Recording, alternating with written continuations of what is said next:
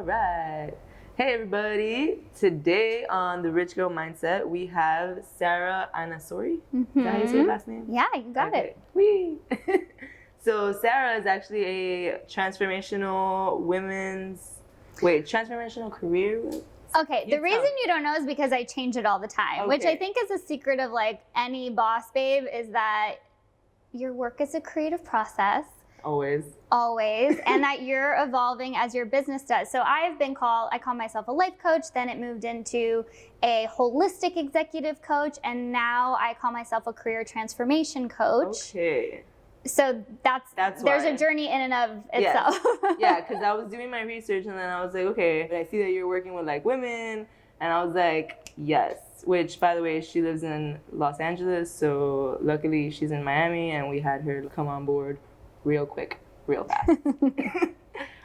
But fun fact, I did go to high school with Sarah, and we were cheerleaders.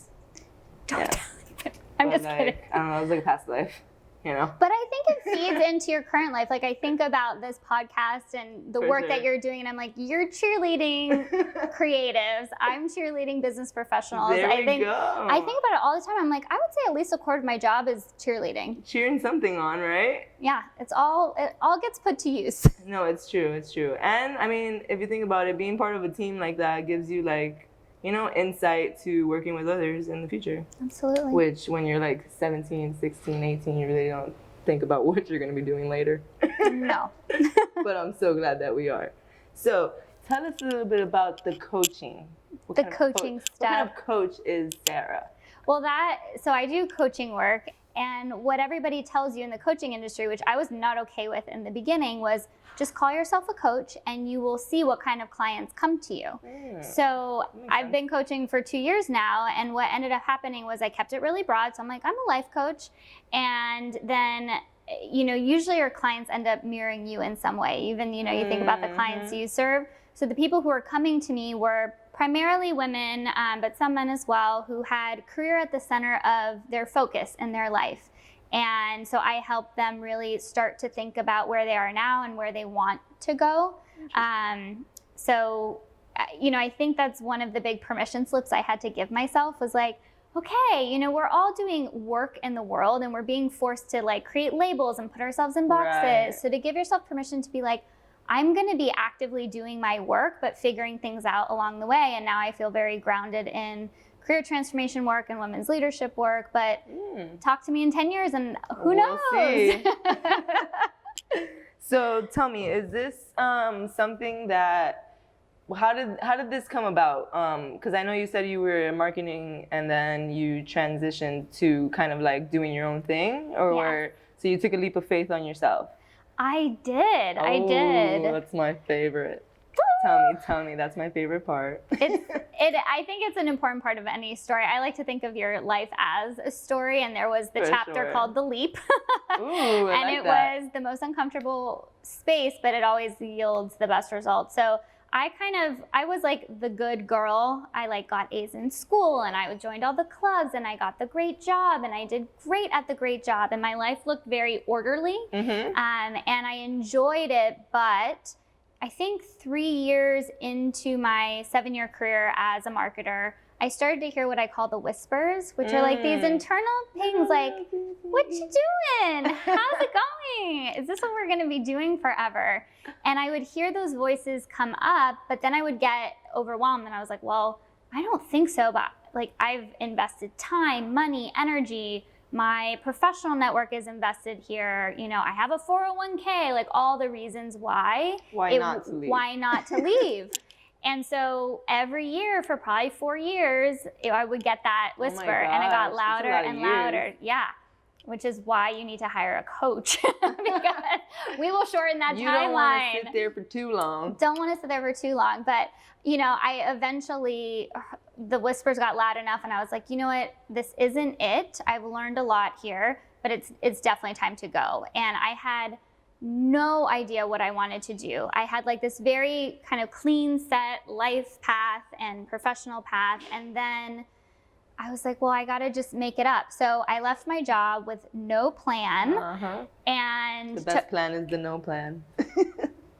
It terrified me though. For some people I think are like, yeah, let's do it. Let's jump. And this is gonna be exciting. And I was like, oh my God. And I was like tiptoeing, and then I jumped, and then I was freaking out through the free fall. But eventually, you know, I ended up hiring a coach, because what I found was there were so many options that I became completely frozen in that. And so I worked with someone for 6 months, and she helped me actually come out of my mind, which is where I was living my life. I think many of us do that. Sometimes that's what holds a lot of people back. It's this crazy, amazing thing up here that has a lot of fears and excuses and kind of the soundtrack that plays and like over you don't and even over. really know where they come from. Like they just derive. They just show up, and then when that one goes, another one comes. I think there's like, I don't believe the research, but I've heard multiple times that we have between 12,000 and 70,000 thoughts a day. Jeez, really? You know, I don't But put you that know, past yeah, it's like this one, and it's like half a thought comes and a new one comes in. It's true. Oh my God, girl,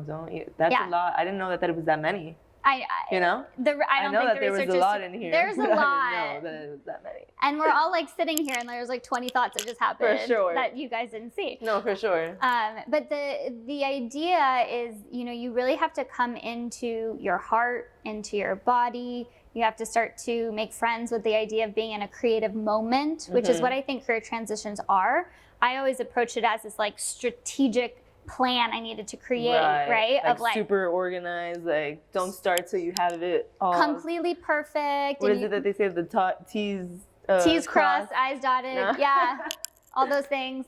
And the mind wants to keep you safe, right? That's why it's delaying essentially, and that's why it's seeking for perfection, which never exists.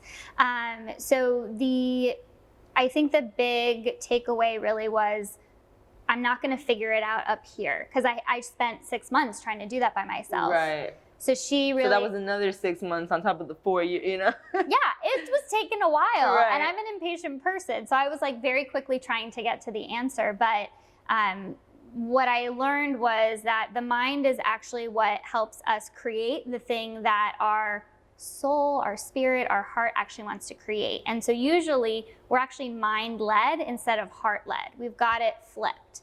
And so it's not to discount this incredible resource, right? But it's to say, who's making the decisions in my life? And I think for people who really do, and I think a lot of, you know, us millennials, we want to save the world, right? One talk show at a time. One talk show at a time. But there is something to that, which is that there is a space inside of us that says, I am here, let me help. Right. Right? And the big question becomes, well, how? And then you figure out how, or you connect with how. I think, you know, it's not about crafting this perfect plan. It's kind of bumping up to yourself and your life and feeling how those things resonate, right? So when I'm having this connection with you, my brain might be going, this is great, like you're gonna reach a lot of people, but my heart is going, I'm so happy to be here, this feels really good, I want to do more of this. Oh, okay, I see what you mean. Interesting. So these are like just real different, guys. You know what I'm saying? Follow with this more.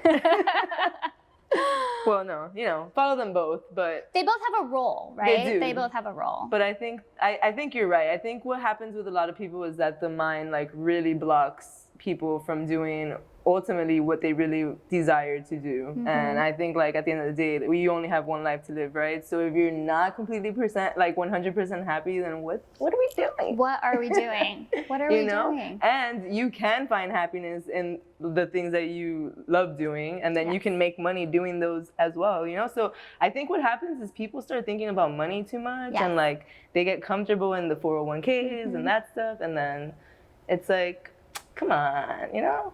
Come this way, because then you can just do it all yourself anyways, you know? You can get that steady, whatever it's called. Because what is it? Comfort. Yeah, it is comfort. That's what it is. It's, so in human needs psychology, they say every single person, no matter what country you live in, no matter your age, you have a couple core human needs. And the first 4 are needs of the ego, and the last 2 are needs of the spirit. So the needs are the need for certainty, which is exactly what we were talking about, that comfort, that stability. But we're human, and so we also need variety, which is the opposite. Stimulation. Stimulation, change, right? Then we need love and connection. just being in relationship, and then significance, the I'm here, I matter.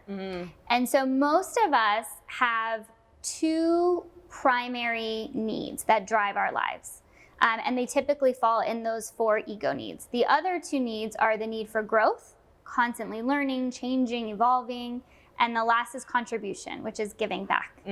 And so what I found for myself is that I had a high need for certainty because in my childhood I felt unstable growing up. And then I had a high need for significance because I didn't feel like I mattered. So I had to constantly be proving myself and then people telling me, you're good, right? You did well, validation.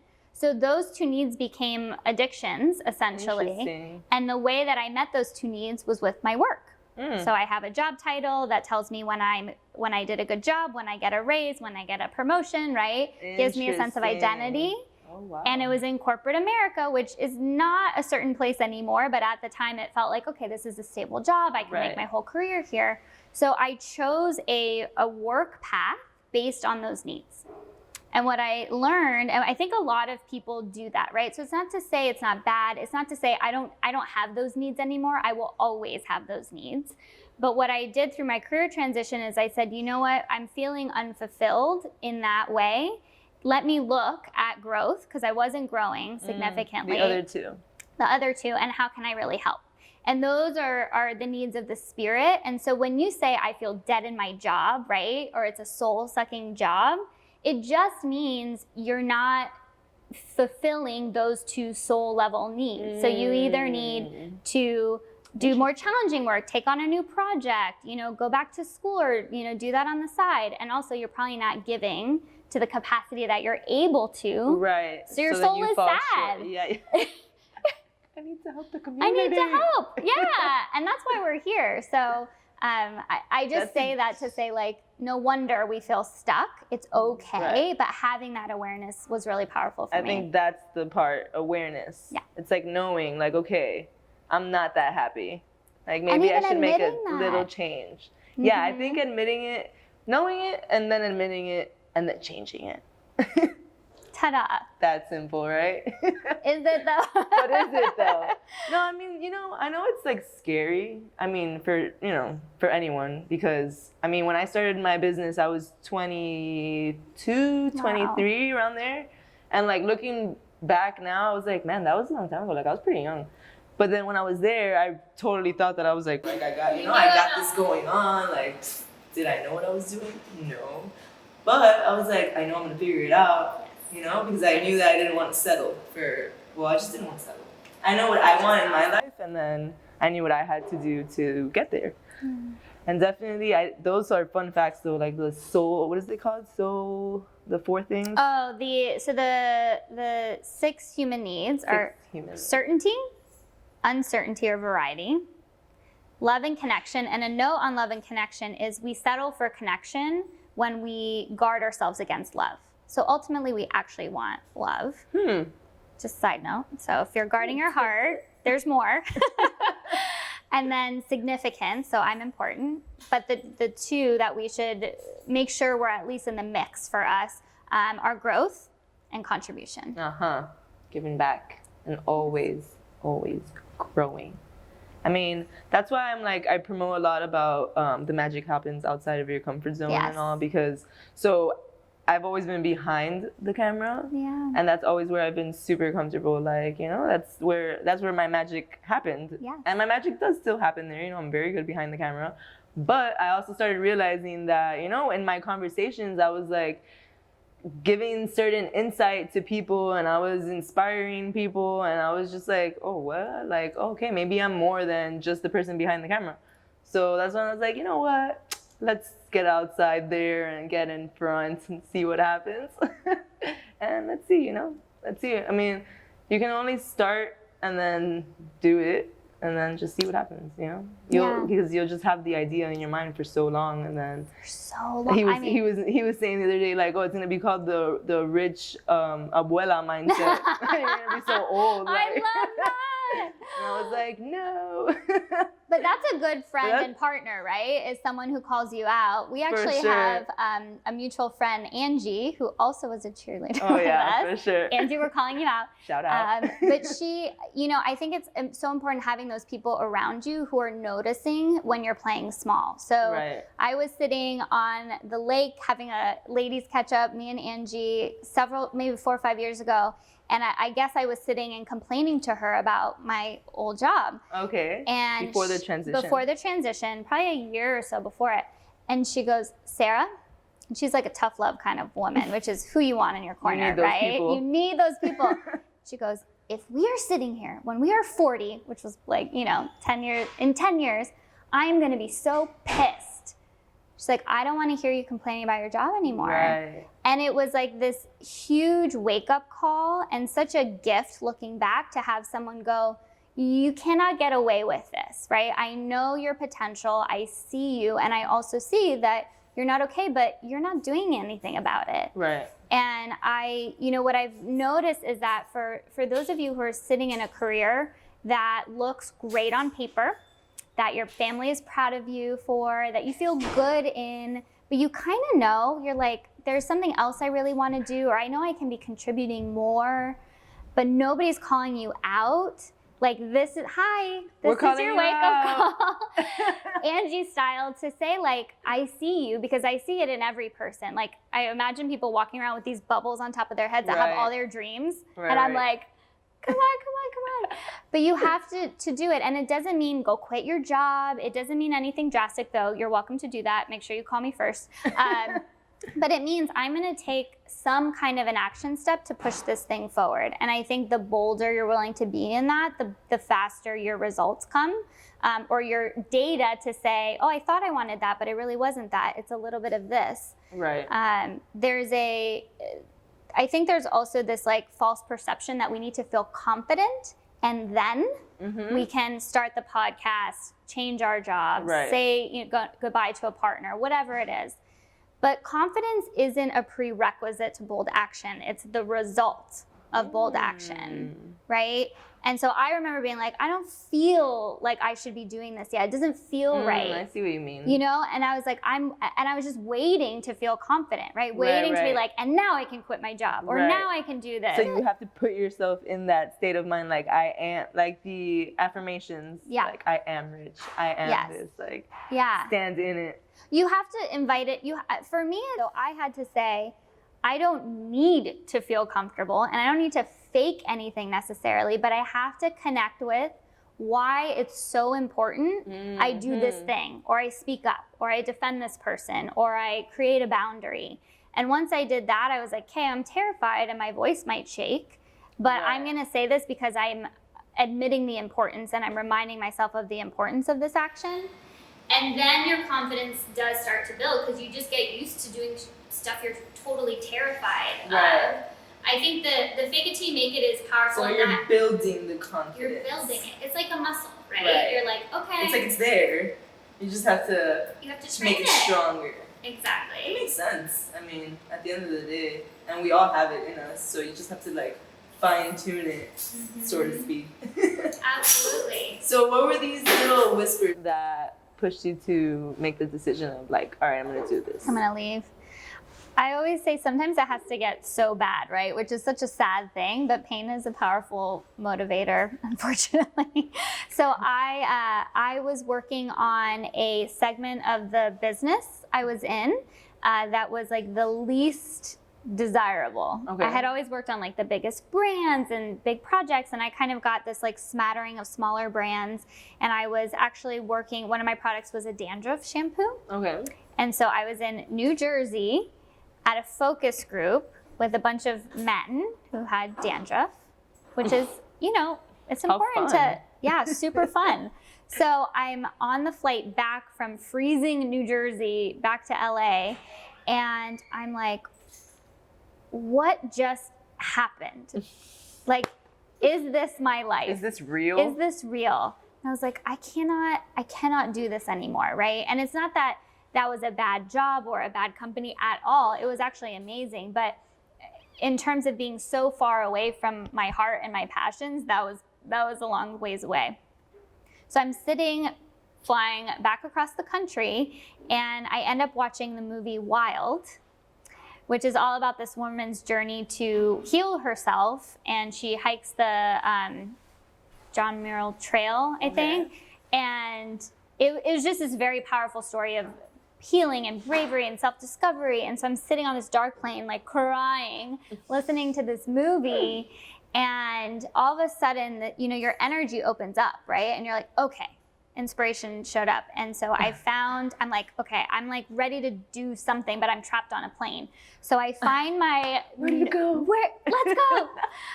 So I find my notebook that I had been taking notes on for the focus group. So I have like dandruff insights, listed on one side. And then on the other side, I basically start to write my exit plan.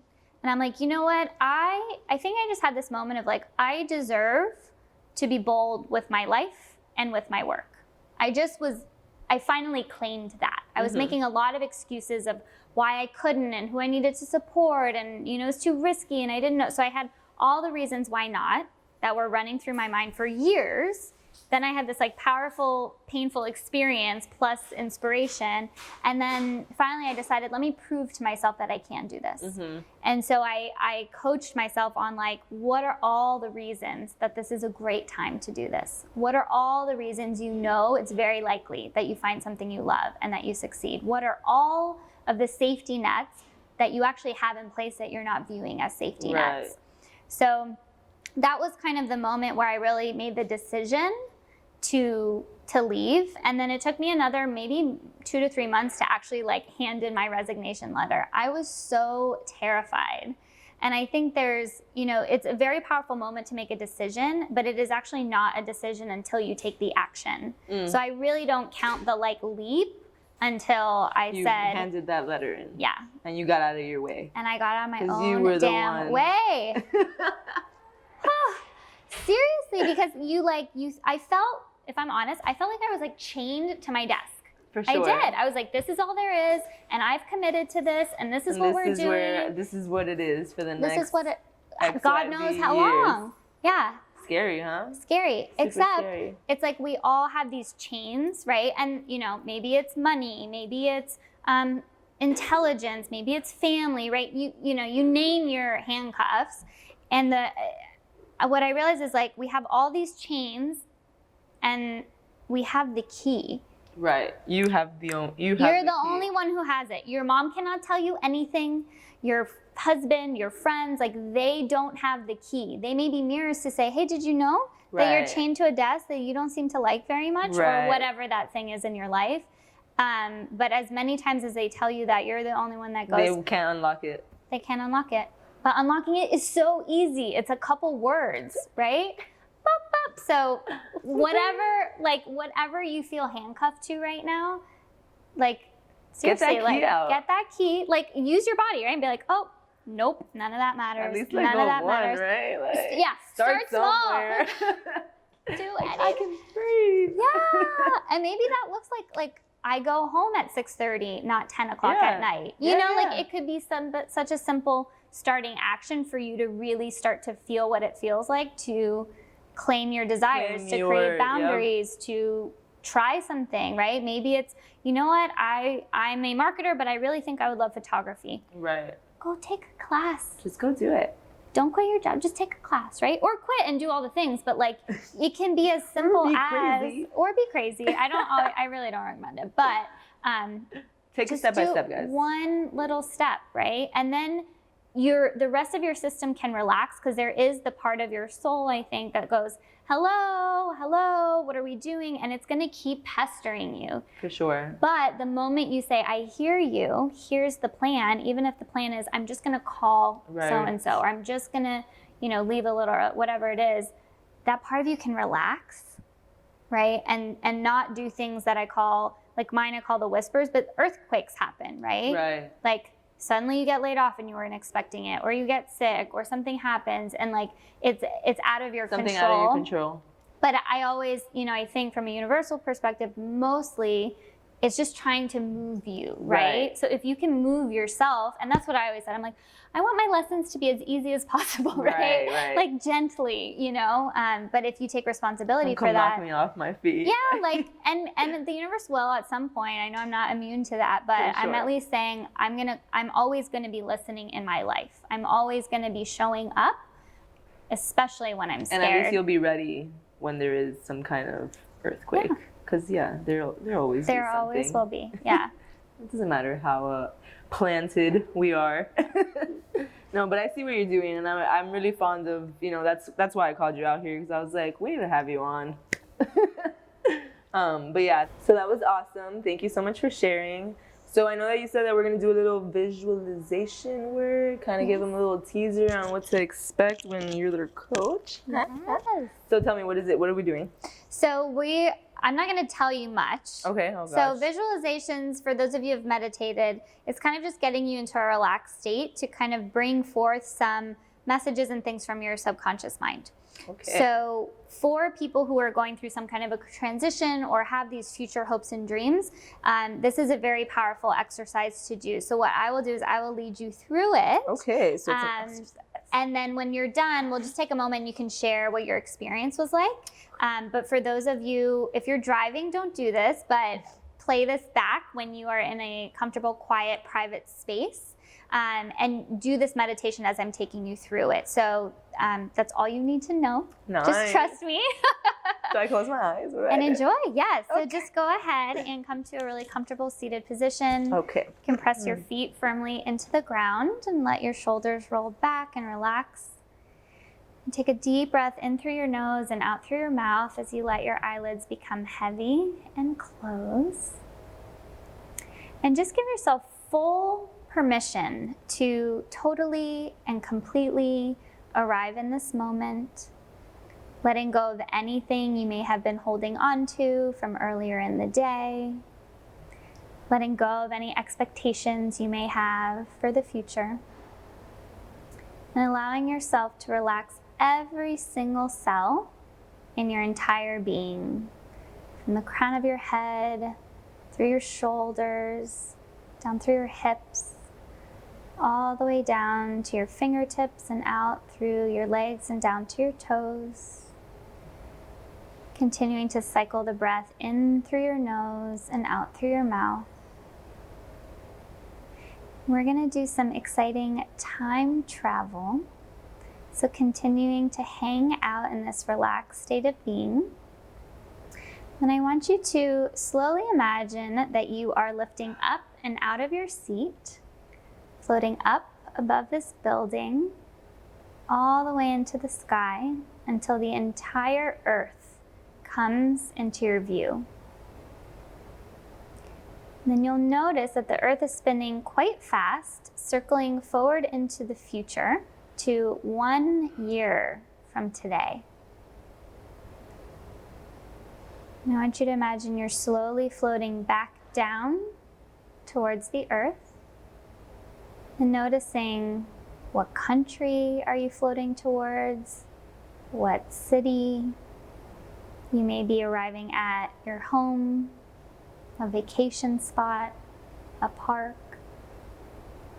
Just noticing where you are landing 1 year from today.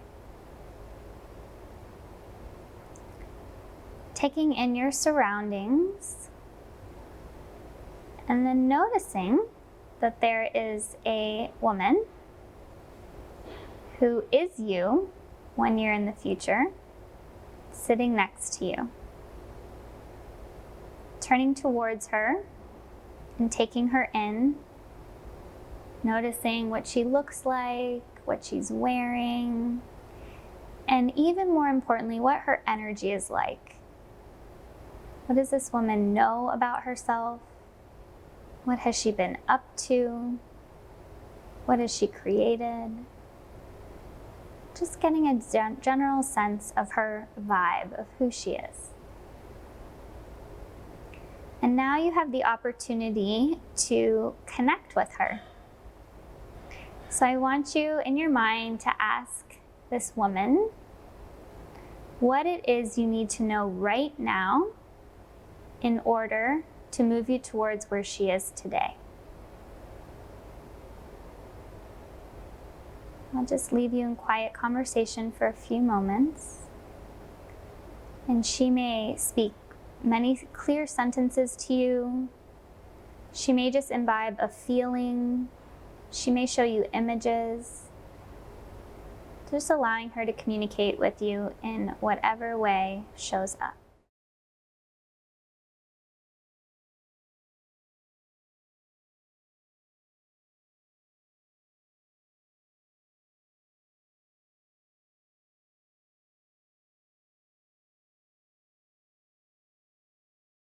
And now she has a message for you. There is something you have forgotten about yourself that she is here to remind you of. Just taking a few moments to listen and hear her reminder.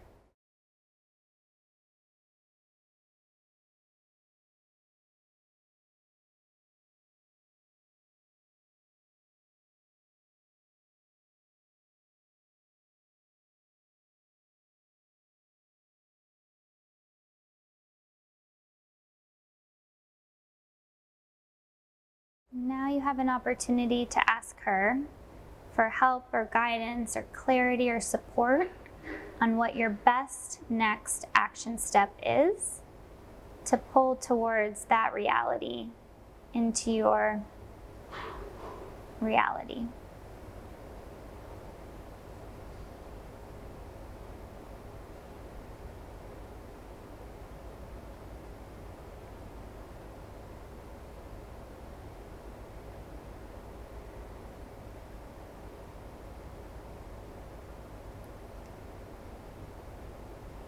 Slowly closing your time out together, giving her a big hug, thanking her for her wisdom and support, and remembering that you can come back to connect at any time. So slowly noticing yourself floating up, up, up, back towards the sky, noticing the earth beneath you circling back to the present day. Allowing yourself to float down, down, down, back into the building, back into your seat. Feeling your feet against the floor. Taking 2 deep breaths in through your nose and out through your mouth. And just making a mental note of any things from that experience you want to make sure you remember.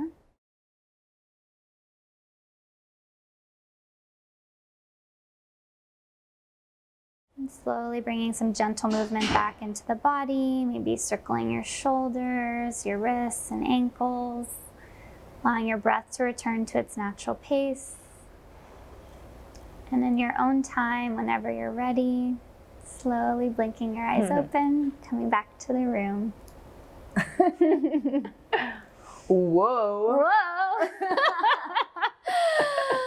So what just happened? No, but for real, like I just cried and everything. That was really cool. That was amazing. Anything from your experience you want to share? When I landed and I saw me like then later, and then she was talking to me, like, yeah, I started crying. Because it just like put things into perspective that like no matter how together you think you are, like you're not, you know, like you still have to do things. So let's just say we had a little breakthrough. No, but yeah, that was really awesome. And then knowing that I can like always go back there, that's like so cool. You can always go back there. So yeah, I think that was really special. I'm so glad. You're welcome. Yeah, it's such a, our future reality is, time is not a thing. So that reality is here now. We just forget that, right? Just like our past realities can also be here in this present moment. So anytime you're feeling very stuck, stagnant, scared, or just like unclear of like, what do I do next? It's such a powerful thing to transport yourself to your future reality, because what I always find is that version of me is super chill and relaxed, and she's trusting, and it worked out, and she has a very clear step for me, which is like, just say yes or just say no or do the next thing. So if you have something that you're feeling very stuck on or lost around, or even if you're feeling really good and you just want to connect, pull that version of yourself forward. I think the most important thing that we have to remember is that we are our own best guide, right? There is no one in your world who has better guidance for you than you.